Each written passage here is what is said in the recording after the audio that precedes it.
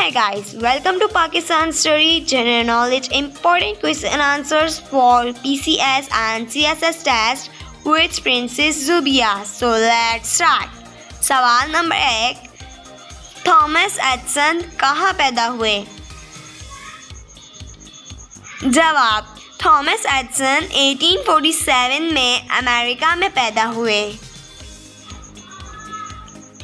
सवाल number 2, chlorophyll क्या है और कहाँ मौजूद होता है?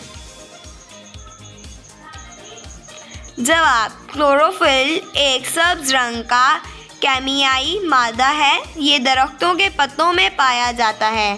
सवाल नंबर 3, कायदे आज़म मोहम्मद अली जिन्ना मुस्लिम लीग में कब शामिल हुए?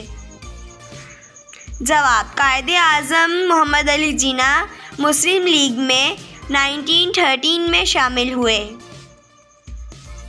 सवाल नंबर 4, पाकिस्तान में सबसे बड़ा थर्मल पावर स्टेशन कौन सा है? जवाब, पाकिस्तान में सबसे बड़ा thermal power station Kot Addu Muzaffargarh है।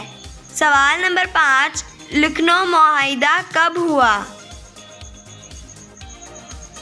जवाब, लखनऊ मुआहिदा 1916 में हुआ।